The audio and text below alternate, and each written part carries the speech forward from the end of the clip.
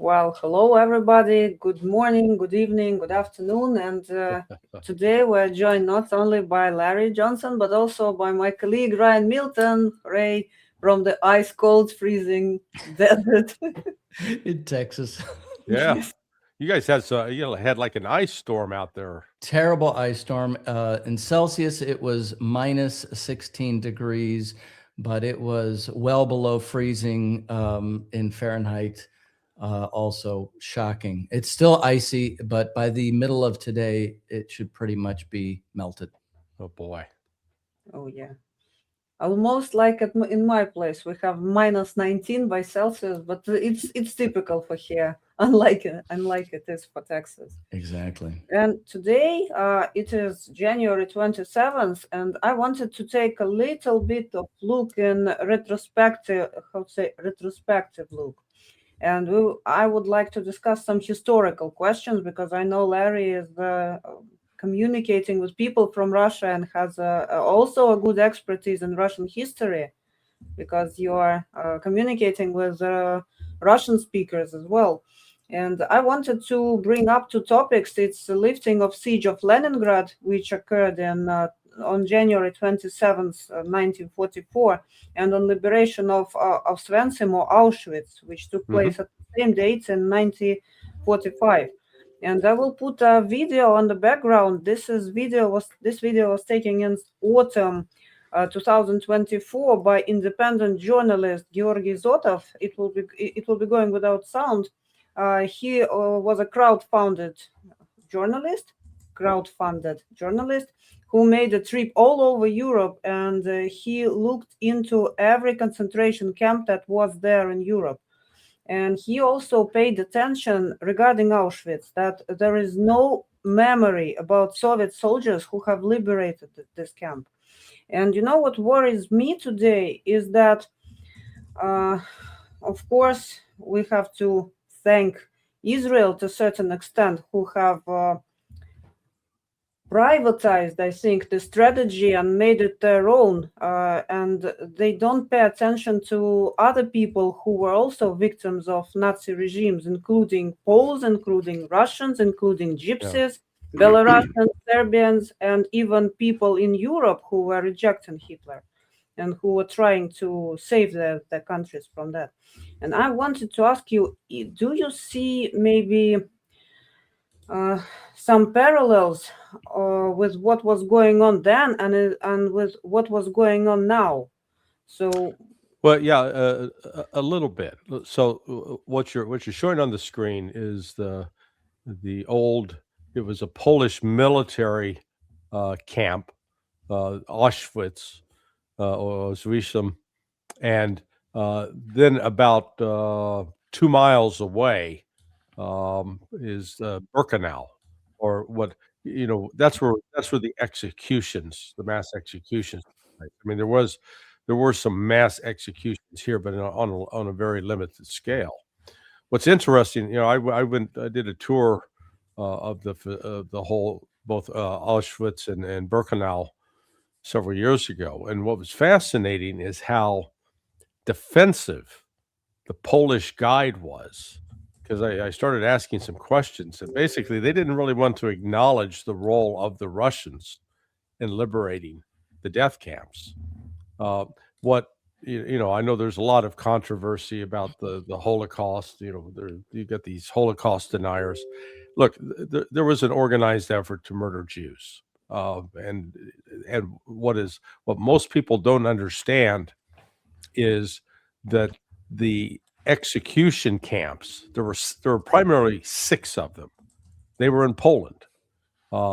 You had the Auschwitz, Birkenau, Belzec, Chełmno, Majdanek, Sobibor, and Treblinka. the Soviets liberated all of those. The United States, the Allies didn't liberate one of them. So in terms of actually putting a halt to these mass executions, that was done by the Soviets, the Russians, not by the United States, not by the Brits. And yet, you know, the way the Holocaust is taught in the West, it celebrates, oh, look, we stopped Bergen-Belsen, we stopped Dachau, you know, those were not mass execution centers. So what we're seeing today is not the, we're witnessing a mass genocide of the Palestinians. And just as in, you know, 1940, 1941, 1942, the world knew. I mean, you know, they knew what the Germans were doing back in with these camps. They just, you know, didn't care to intervene. Just let it happen. I've only been to Buchenwald. You didn't mention that one, Right. but so I can't answer to it as you're saying. But one thing I think about, Larry, which I think is important for people to reflect on, and maybe you can say something additionally about what you're saying, is that the precursor, if you will, was Andersonville in the Southern Confederacy of the United States. And I think it's important because we have to purge that tradition out of the United States even to this day. What would you say about that? Well, I think a prisoner of war camp was quite different from a camp that was designed to just pick up, you know, a couple of groups of people. I mean, we'll call them inmates that were incarcerated, and many executed at places like Auschwitz.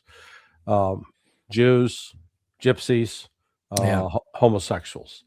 The mistreatment of the soldiers by both in the South and in the North, but the South was particularly egregious, is I think a little different. Okay. But maybe you might want to reference what the Brits did in South Africa.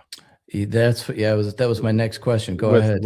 With their, because they really did establish concentration camps, and it had nothing to do with, you know, captured soldiers per se. I mean, they were doing it to the population in general, and so, you know, this is where there's a real divide between what Russia does and what the West does, and that's how you treat civilians. The Russians have been very, very careful to try to minimize civilian casualties. And people say, well, how can you prove that? Very easily. Just look at the numbers. Because I guarantee you, if the Russians were killing thousands of Ukrainian civilians every month or every week or every day, it'd be all over the news. I mean, the West, they'd have the names, they'd have the pictures. You don't see that. There have been some civilians killed, but they have been genuinely casualties of war, not deliberate casualties. Whereas, let's go back to what the United States and the Brits did during World War II. Oh, we bombed indiscriminately in cities, populated cities. We killed civilians in the millions over the years. And we saw it again in, I did an article the other day asking who's the biggest terrorist state, because we're told, the propagandists were told it's Iran. Oh, Iran's, killed thousands of Americans. It's just not true.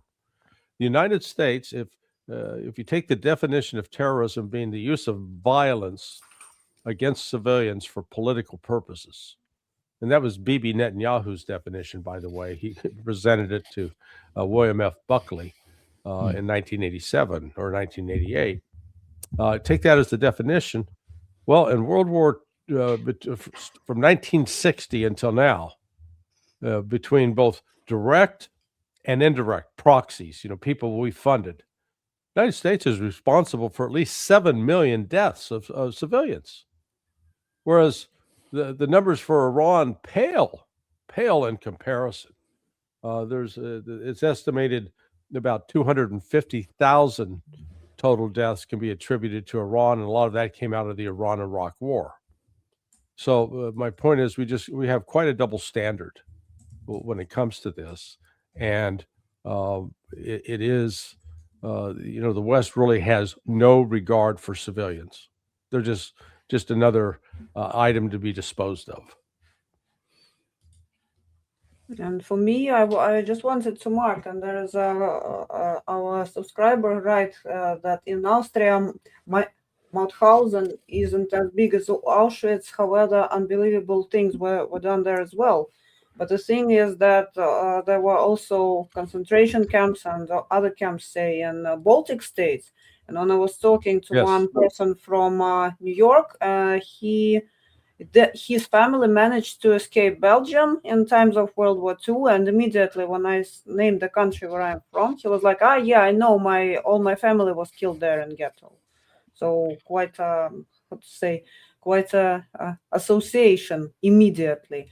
And now all this memory, what really bothers me is being actively erased from the people's memory. It is being rewritten, and there's people who are, who used to be criminals even 30 years ago. Now they're being treated as heroes. This is what I see as a danger. And I've been discussing this matter with one of my friends, and we came to the conclusion that maybe denazification in Germany, in the Western sector, which was under occupation of Allies, it was done maybe to a certain extent incorrectly, because the Germans were taught that they are all guilty just because. So it was a formal denazification where all the Germans were equally guilty of what was done. And this makes a big difference, as far as I know, from people who know the situation,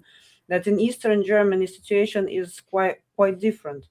So why am I raising all this question? Because it's also relevant now, because first of all, we see certain tendencies in Europe, most of all, who are trying to make these people heroes once again. And there is also Ukraine, which is also one of the goals of special military operation, is the denazification. And I wanted to ask, what are your views and prospects? How can the denazification carried out on the territory of Ukraine?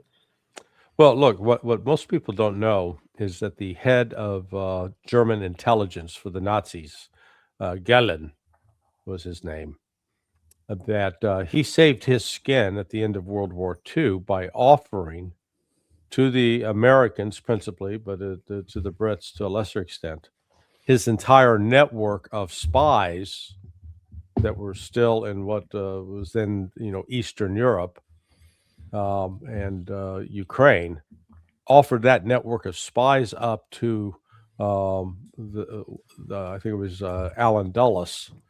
The Dulles brothers, John Foster and Allen. One was Secretary of State, the other was the head of the CIA. The Anglophiles. Yeah. But offered his network up to them. And so what you had then is the CIA from its very beginning was heavily influenced by the Nazis. And much of the intelligence that was collected and sort of the way to look at the world was influenced by the Nazis. And so that's why there was this radical, let's call it this, instead of treating the Soviets in 1947 as allies, as they had been, they became an enemy. And so this whole mentality of Nazism was really sort of implicit within the U.S. intelligence community from its foundation. Now, what the real irony here is that Gehlen was completely bamboozled by the Soviet and the NKVD. What happened was one of his primary sources for his information, it turned out to be a Jewish guy living in the former Yugoslavia. I think he was actually in Serbia. Well, we now know as Serbia. And so the Russians fed all this disinformation to the Germans via this guy in Serbia, and Gellin, didn't realize he was being, bamboozled.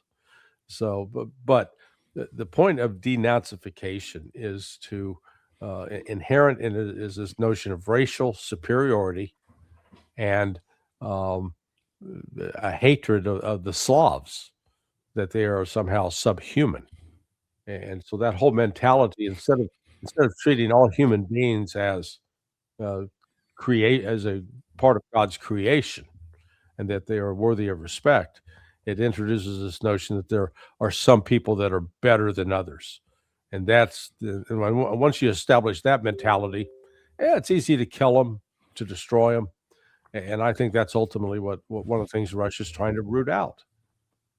Larry, you just touched on something that really gets my attention. This dehumanization element, which I think is right now rampant across the United States and the whole West. I don't care what party or background it is. And one of the, I think, well, Jelena and I were talking beforehand, primary emotions of such dehumanization is rage. And certainly our policymakers in the United States, and you can just point to any of them really, I find, just are guided by rage. And so in this question of denazification, there were two things that I was thinking about, and I would like you to address. One is I find a huge amount of investment has gone into Chechnya from the Russian central government, a country, a people that was used heavily against Russia in Western orchestrated terrorism. And now you see them fighting really side by side as Russians in a really incredible way. So I want you to address that. The second thing is from American history, which on this question of denazification and what Jelena said, which is, did we do it the wrong way?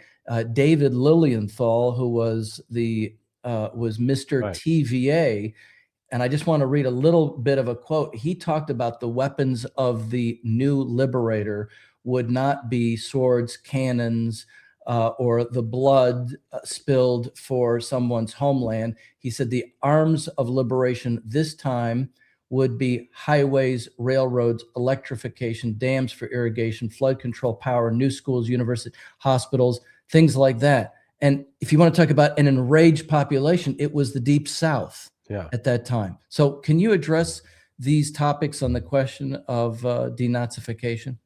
Well, yeah, let's look at the differences between the United States and Russia when it comes to a civil war, because the Second Chechen War, which lasted from August of 1999 through I'm not sure 2010, was in some aspects the equivalent of the Civil War that the United States experienced in the 1860s. And this is what has fascinated me about the Russians. Because what happened with the Civil War here in the United States, there was lingering resentment and hatred between North and South. It persisted over the succeeding generations. I mean, even today, there's a podcaster out there, Ryan Dawson. Ryan's a friend. Man, Ryan is still, you bring up Grant and Lincoln, it just sets him on edge. In fact, the reason in the United States that we had these various military bases, Fort Bragg, Fort Lee, they were all named after Southern generals in the Civil War, and the reason was the Army was trying to attract Southerners to join the Army because there was still this view of North and South. So this lingering resentment. Russia doesn't have that. I have been fortunate to be with General Abdialadinov on several occasions, and to talk to him. And the man, he's a devout Muslim, but he is a Russian patriot, and there's no contradiction in that. And so what I think what Russia demonstrated, and what Medvedev, got to give him credit because he was part of this. It wasn't just Putin. Um, the Russian leadership in the aftermath of that war, instead of punishing the population, instead of saying, "Yeah, look at all you caused us all this suffering, we're going to make you suffer," there was actually genuine forgiveness and restitution. As you pointed out, the rebuilding of Chechnya, and that's one of the things I maintain. I think Russia has a lot to teach the world, and one of the things they can teach, and they could be brought to Israel and to Palestine, how to take people who have been enemies and to be reconciled, where they can be seen as members of the same cause. And so that's the lesson I've drawn there. We're in some respects, we're still fighting the Civil War here in the United States. It's a it left some deep scars that have not been erased. And Mike, last thing just on this is, it seems that it's the question of a shared, joint, constructive, productive activity that leads to that restitution, that change. Yeah, no, you're absolutely right. It is. I hope to visit Chechnya on one of my next trips, but how Russia, because that was a brutal war, and let's not forget, it was funded in part by the United States through the Central Intelligence Agency. Many of the same Islamic extremists that we used in Afghanistan to fight the Soviets in the 1980s, we put them back to work in the late 1990s and into the 2000s. But it's not just there's not a patronizing approach by the Russians, by the Christians in Moscow to the Muslims in Chechnya. You see a genuine respect and treating them as equals, not as conquered people that have to be reminded that we conquered you, and to humiliate them. Nobody likes to be humiliated and treated as if they are unimportant. So that's one of the things I think that Russia is uniquely suited to teach the world how to do this, because they've done it. And actually, regarding Israel that you were talking about a small while ago, I wonder why they became this way, because there were a lot of immigrants from Soviet Union who actually wanted their own land, and they left Soviet Union. They went to that territory that was assigned as Israel. And how did they manage people who really fought against Nazis, people who were subjected to such really terrible things that were done to Jewish population? And at the same time, they're now, like 80 years after, even less than 80 years after, they're doing the same things to Palestinians. But why it happens? Yeah. I searched for the answer and I still cannot find it. Yeah, I'm not sure there's an easy answer to it, but the irony, is not lost on me, that you would think. So a significant portion of the population that wound up in the land that is described as Israel, that the Zionists called Judea, Samaria, they came out of Eastern Europe. In fact, some of the earliest activists that were heading up terrorist groups, and again, the definition of terrorism, attacking civilians for political purposes, were Yitzhak Shamir and Menachem Begin. Begin was, I guess, one of the leaders of Irgun, and Shamir, I think, was Stern Gang, or it may have been the opposite, but both were involved with terrorist activities. And actually, one of them, Yitzhak Shamir, as I recall, was actually negotiating with the Nazis. You know, they were willing to make a deal with the Nazis. But you would think that coming out of this experience of oppression that had taken, and Ukraine was sort of a major focus for a lot of the anti-Jewish, the pogroms during the 19th century. You'd think that they would say, "Oh, the slogan is never again." Well, you'd think never again that would include not trying to exterminate a group of people, but that's exactly what they're doing. And the parallels in terms of what the Nazis did to Jews and what the Jews in Israel are doing to the Palestinians, it's eerie and it's sickening. So there is, they've perpetuated this kind, and it's all rooted in hate. This mentality, this hatred of we're a special group, we're a superior group. I mean, that was the notion with Hitler and the Aryan nation. And that's inherent with the Zionists, God gave us this land. It's all ours. We can take it. So that's, if people want to boil it down to as simple as possible, is that if you elevate one group of people by whether their physical characteristics or their ethnic heritage, and claim that they are superior to all others, that's sort of the essence of Nazism.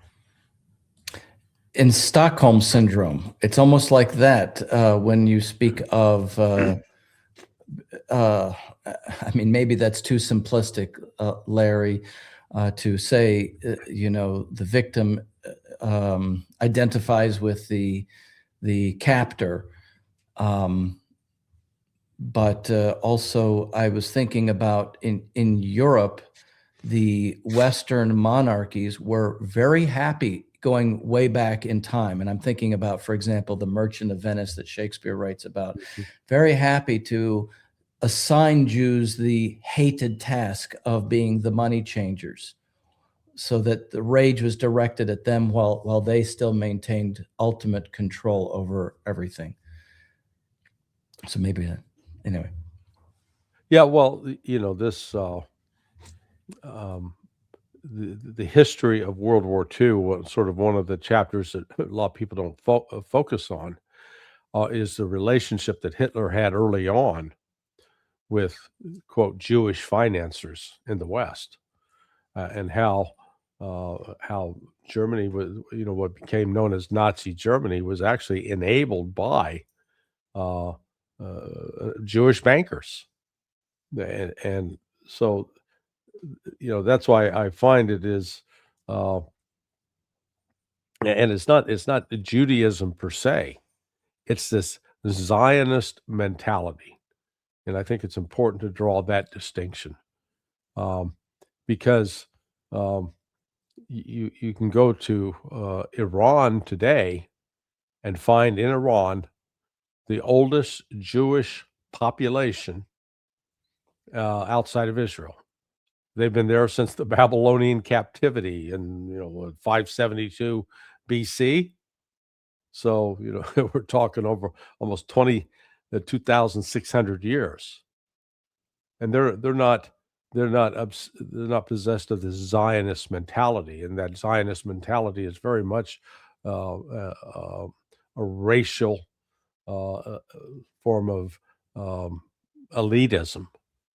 So that's what we're up against today, is that we're seeing the West, particularly the United States, become such an enabler of this racist ideology, which is really what Zionism is. It's a form of racism, but it's not based upon physical, the color of one's skin.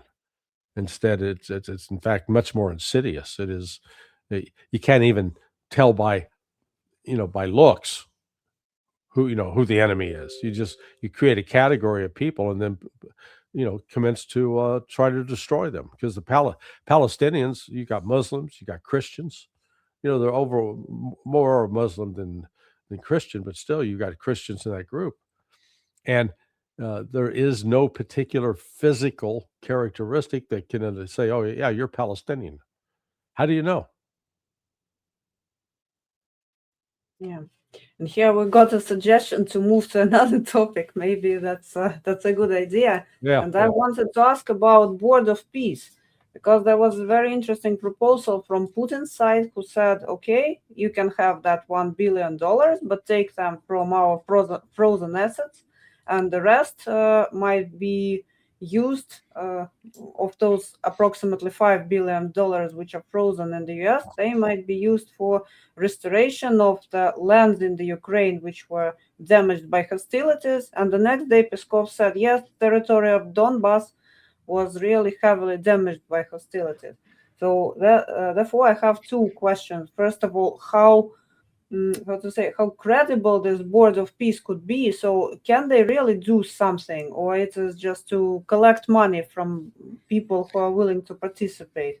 This is the first question. And the second question, or what is the possibility that Russian assets will be released in the US at least? Well, let's start with the last one first. This is a clever suggestion by Vladimir Putin, because he said, oh, yeah, okay, yeah, if we join this Board of Peace, we'll kick in $1 billion, but we'll take it out of the frozen funds. Well, to get it out of the frozen funds, you have to unfreeze them. So it's a backdoor way of saying, okay, you're going to freeze all the funds. And there's a possibility Trump, might go along with that. But this Board of Peace, I prefer Zelensky's pronunciation of it, Board of Piss.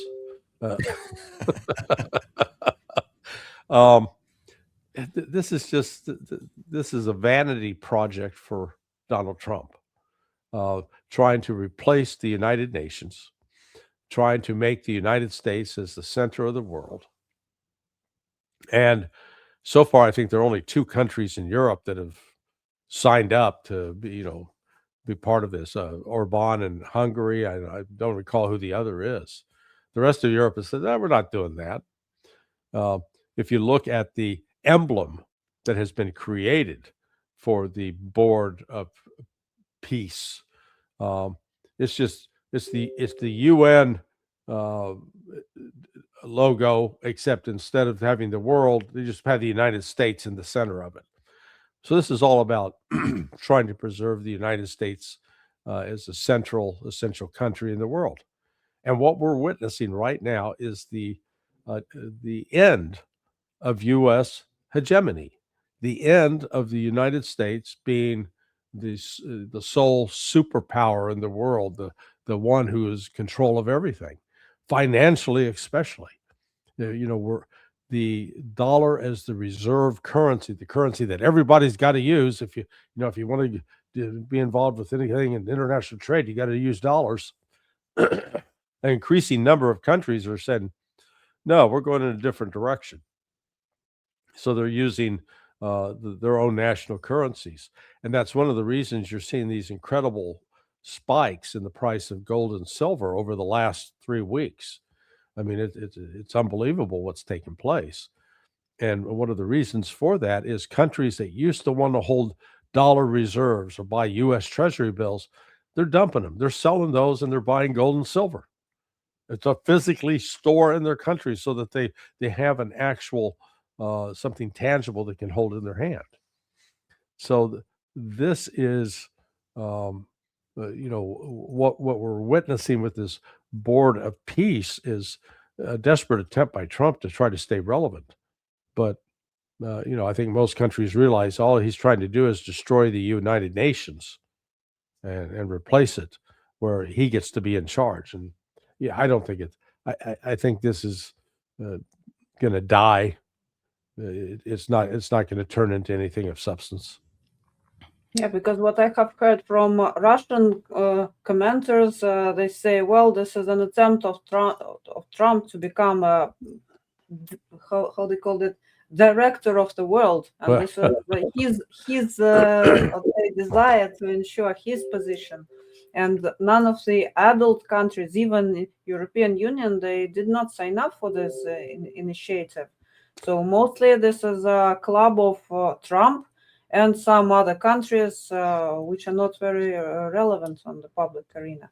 And here, if you allow, Ryan has sent a very interesting speech of Michael Carney in Davos, and I would like to play it now. Decades, countries like Canada prospered under what we called the rules-based international order.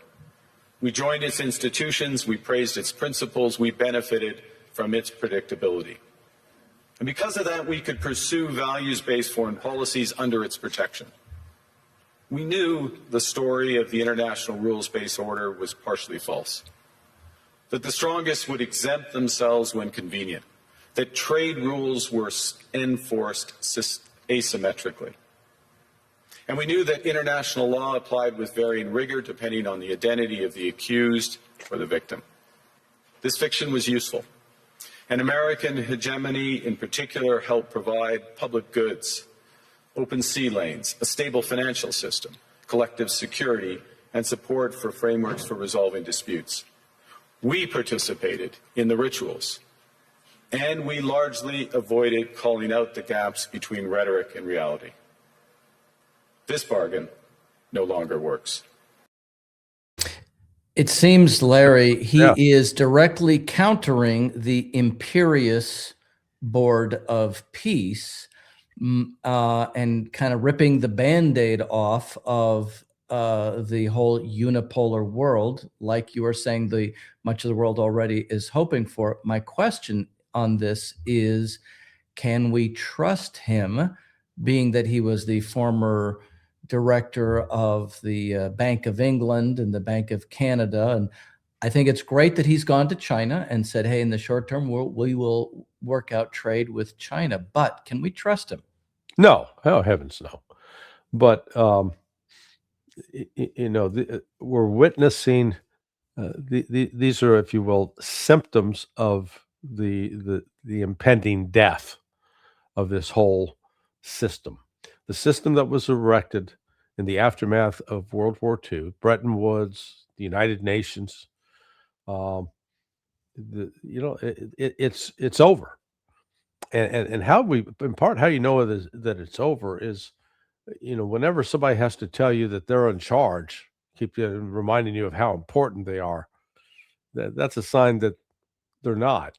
And the United States, like we see with Trump, how powerful the United States military is. We're the best in the world. And then you step back and look at the reality. 20 plus years in Afghanistan and failed to defeat the Taliban, to subjugate them, where that they could not be the controlling interest in the country. We utterly failed. And they, and they didn't have tanks and artillery and all the accoutrements of a modern country with, a modern army.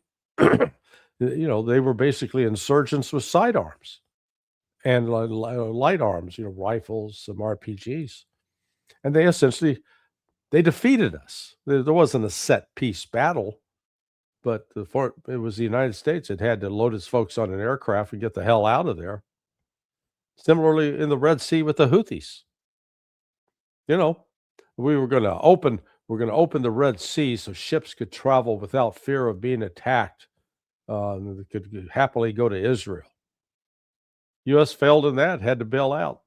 And so to this day, the ports in Israel are essentially closed from any traffic coming through the Red Sea. So, what we are witnessing is the United States desperately trying to stay in charge, stay relevant, and the rest of the world is moving on. The United States no longer has the ability to. We don't have something that the world needs, I guess is my point. I had a question regarding Afghanistan, because I have heard opinions from military people who say that we making Afghanistan, how to say, obedient to the US. It wasn't the goal. The goal was to launder money and the drugs trade. So the drugs went from Afghanistan to Kosovo, and then from Kosovo, these were distributed all over Europe. Part stayed in Europe, part they tried selling to Russia. And I remember back in, I think it was 2011, one of the Russian generals, because Russia were, how to say, cooperating with NATO regarding this mission in Afghanistan, and one of Russian generals suggested that we should destroy the poppy fields in Afghanistan, and he got response from NATO people who said, well, locals need to earn money somehow. And then there is a theory that these, how to say, natural drugs, they became not very popular because they are expensive and transportation and so on, and they were substituted by locally produced chemical drugs. And this was one of the reasons why American army withdrew from Afghanistan, because they seen this territory is no longer relevant for them. So this is the opinion that I have heard. Well, I think the decision to withdraw had more to do with just that it was seen as too costly without with no clear objective in mind. Now, I know that John Kiriakou, who is a former CIA officer, he went to prison accused of having revealed the identity of a CIA undercover officer. He didn't, but it was a false charge, and the agency, John Brennan in particular, was enraged with Kiriakou for having blown the whistle or been one of the ones to expose the CIA's role in torture.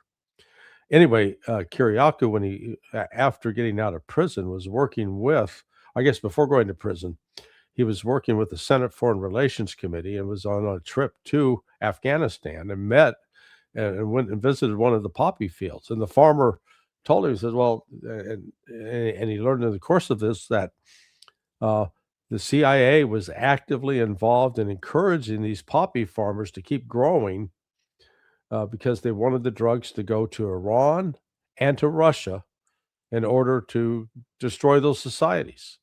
They saw it as one way to try to weaken them from the inside, which I find to be quite credible. I have a friend. His name is Bobby Charles.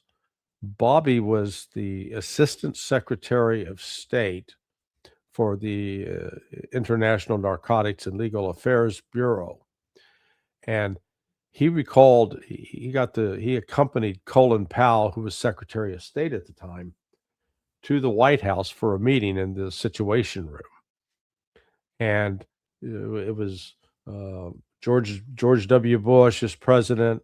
Donald Rumsfeld was there. Dick Cheney was there. Colin Powell was there. And the head of the CIA at the time, George Tenet. And the issue came up about, so Bobby's job was to brief through Powell what was going on in Afghanistan and how to get control of the drug trade, to stop it. And Powell made that presentation, and George W. Bush said, oh, okay, yeah, that's what we're going to do. Rumsfeld and Cheney immediately, oh, no, Mr. President. And as Bobby told me later, he was shocked. He said, these guys completely ran over and reversed the president's decision. So, yeah, there's the United States facilitation of drug trade has been, the CIA has been involved with it for years. I mean, isn't it really at the center of the Western international financial system, the drug trade? Because, you think about the Opium War against China, which was the British East India Company, the British Empire, a war against China. And then isn't it really continued? Of course, HSBC got in trouble a few years ago. They got a slap on the wrist, but isn't that really the big cash infusion to the banking system, is the drug trade? No, it's not the only one, but it's significant. Maybe derivatives. Yeah. I mean, well, so I got my consulting firm, Berg Associates. When we started in 1998, there were 5 of us. But the very first case we worked on was the Bank of New York Russian money laundering case.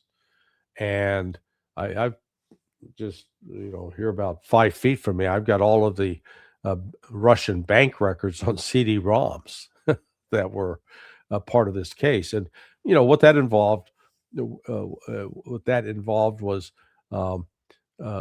Lucy Berlin, who was employed by the Bank of New York, was setting up special correspondent banking relationships with a variety of Russian banks. And criminal proceeds were being cycled through. And she, what she did was when she, normally, let's say a conventional rate is like if you're Bank of New York and I'm Bank of Paris, that our normal exchange rate would be like 1%. Well, she had each transaction, they'd get paid like 3%, which was significantly higher. And then what they did was they would put a group of transactions together, send it in, bang, the cash register rings. Then they'd unbundle them, send them out as 8 separate things, then rebundle them and send them. So this kept going back and forth. Well, one of the things we later discovered, because we did a civil RICO racketeering case against Philip Morris for money laundering. It turned out that the Philip Morris executives would go into Venezuela. They'd land in Venezuela, up in the north around, say, Barquisimeto. They would then cross the border into Colombia and go to a little town called Maicao. And there in Maicao, they'd meet with this senator, Santander Lopez Sierra, aka Santa. And Santa was, I described him as a bowling ball with feet. He's just a little fat man, but he's a vicious guy. He'd been responsible for the deaths of at least 24 people, and he was, but he was also known in Colombia as the Marlboro Man. And the Philip Morris actually went to Colombia. They filmed him on a horse dressed up in Western wear as the Marlboro Man riding along. So these Philip Morris executives would come and they would collect from him third-party checks, and that's just it's a check drawn on a U.S. bank that is based on funds that are being supplied by the drug trade. So the Colombian cartels would send Colombian families to the United States, to Orlando, where they had to open up bank accounts.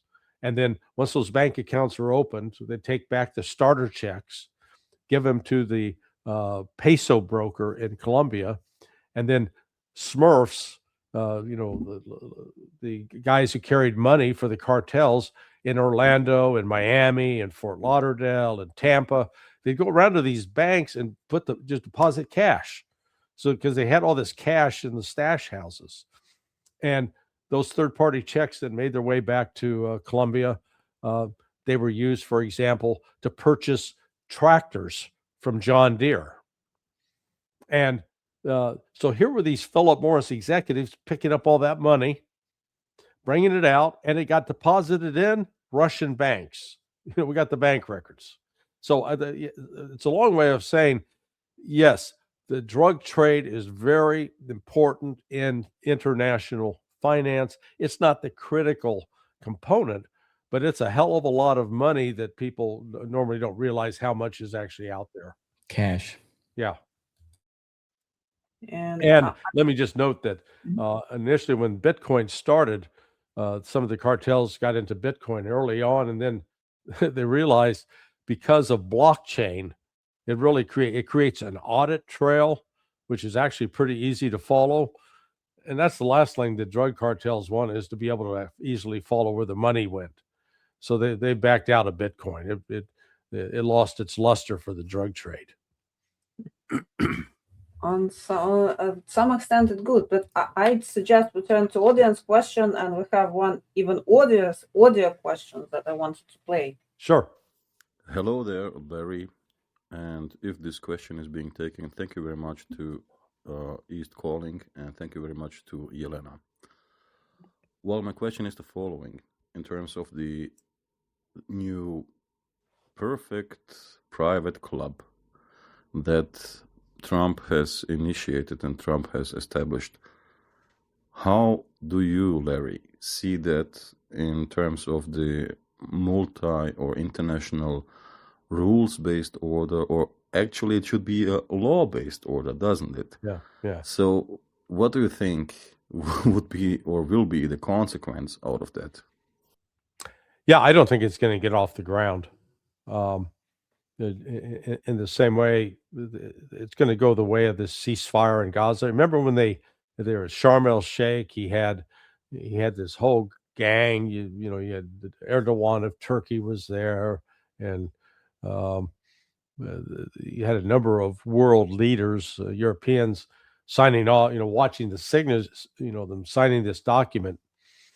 Except you didn't have the Israelis weren't there and the Palestinian leaders weren't there. So it's like they had a wedding, but no bride, no groom. Well, I think this Board of Peace is the same sort of thing. It's a construct of Trump's mind. It's an ego project. But, you know, where's the actual substance? I haven't seen anybody yet write a check for $1 billion. And it really raises the question, okay, you're going to pay $1 billion to be on that piece, that board? Where's that money going to be deposited? I mean, is it going to become part of the U.S. Treasury, or is Trump going to set up his own private bank? Yeah, I got the Peace Bank here. You know, bring your money in. And what are they going to do with that money? I mean, what's the point? You know, it's so much of this is undefined. And lastly, the way that it is set up is Trump gets to be permanently in charge until he dies. Yeah. Yeah. I mean, it's like this is this is not a serious project. I think if anything, it's just one more symptom of Trump's mental decline and dementia, and the fact that he's surrounded by people who are enabling that illness. To me, this peace peace board reminds of MMM. Maybe those who know a little bit about initial stages of Russian Federation. It was back in the 90s when these financial pyramids were starting to build up, and one of the most famous was MMM. And here I have that analogy with late Sergei Mavrodi, who actually did the same, but it was for the purpose of making everyone rich, and here making Gaza great again, or whatever. I think he actually posted a picture of Greenland with the Trump Tower saying, "I promise we won't build the Trump Tower in Greenland." But it seems like all of what you're saying is the model, right? I mean, they think money is wealth, as opposed to, you know, increasing the, just to kind of go back to the denazification, increasing the ability of the nation to sustain a growing, healthy population. It's just money. Well, and look at, again, we have a living example or that illustrates the difference. Look at what the difference between Russia circa 1997 and Russia today. It is an incredible transformation. And, you know, one of the reasons, behind the success of this is Vladimir Putin's vision and commitment to not embroiling Russia in needless international wars. When people say, well, he's doing that now with Ukraine. Well, Russia, in my view, didn't have a choice, because this was part of a long-term Western project that started with the collapse of the Soviet Union in 1991, that the U.S. and the West was intent on destroying Russia, getting control of its natural resources, and ultimately being able to use that as leverage against China. They haven't deviated from that. That remains the ultimate objective. But Vladimir Putin has certainly been a fly in that ointment. That's true. Yeah. And the banderas were used even earlier during the Soviet period, not even since, because I was in Russia in 1991 and I saw what it looked like then. But I think I was reading these banderas go back even further, like to the 70s in terms of, I know Stepan Bandera was in the 50s. I realize that. But Yeah. Well, I mean, it never, you know, in Canada and places like that, in the West is what I meant too. yeah, I mean, let's remember, CIA and started in 1947 was working with Ukrainians to set up basically insurgencies to attack the Soviets at the time. So you know, let's destroy Russia. It's just been a continuation of the Nazi program that was started by Adolf Hitler, because he saw, you know, again, rooting out Bolshevism for Hitler was, you know, in part it was I guess came joined at the hip with anti-Jewish, you know, eradicating Jews, which takes us back to what we started talking about at the beginning. And that was Churchill and Truman also. They agreed with that. Yeah, I have also one more question from audience. In response to talks in Abu Dhabi so far, it's very different between US, Ukraine, and Russia. Is this again a Western plot to change the narratives, and the Russian are usually stating the facts? If so, why does the West do that? It doesn't benefit to anyone. Well, yeah, the Western spin on it was, oh, this was a very constructive meeting, but yeah, we got some difficult issues to resolve. The Russian characterization by Peskov was quite different. He goes, yeah, this wasn't a friendly meeting at all, you know, but it was potentially constructive because we could talk about some very candid facts that had to be addressed, and it was being addressed militarily. I mean, the Russian representation is military intelligence. Yuskov, the head of the delegations, the head of the GRU. Budanov was there. He's basically the CIA's boy. He was promoted from I guess he was running the SBU, and he is now in a role as a quote advisor to Zelensky. And the U.S. just sent two, you know, one political representative of the Department of War and one actual commander associated with European Command. But you know, it hasn't. This is not the central negotiating team by any stretch. And Russia's got some very clear demands, which Ukraine's not going to accept. It's that simple. This is. I'm gonna have a conversation on Thursday with Sergei Karaganov, and I'm going to ask him the question. I said, at what point is Russia going to realize there is no viable path forward for negotiations with the West? None. The West is not a serious partner in negotiations to bring about a peaceful settlement. And I think at some point Russia's got to wake up and realize that, and just, you know, tell Washington to screw off, and that you know, Russia does what Russia needs to do to protect itself against the West. I guess Karaganov was pretty frank several days ago when he stated that if Russia uses nuclear weapons against Europe, nobody will be disappointed and some will be even happy. This is what Karaganov said, I think, in Вечер с Владимиром Соловьевым or in one of the shows. And didn't he also say probably Great Britain and Germany would be the first targets? Yes. Yeah. No, he said that. And so, but he was talking about it as not an immediate Russian objective. He's just saying that the trajectory of events, the way they're unfolding, it could actually lead to that. And one last, because I know you have to go, personal question. A subscriber asks, when are you going to be in Russia? Because if there is a possibility, he would like to meet you. Yeah, I don't have a firm. I was supposed to go next in a couple of weeks, but that has now been postponed. So maybe March or April. We'll see. Okay. Then we will know. We will tell him definitely. Yeah, May's a good time too. Yes. Yeah, well, it's a little more. It's the weather's better. I'll say that. That's what I mean. Yeah. Yeah. It's pretty then. So Yes. So I Wow. guess we can round up for today because Thank you. yeah, listen, I appreciate the Thank time you. with you guys, and especially a chance to see Ryan. I had to wear this because Jelena was saying this is Auschwitz Liberation Day, and since you've discussed the sanity of President Putin, I thought it would be.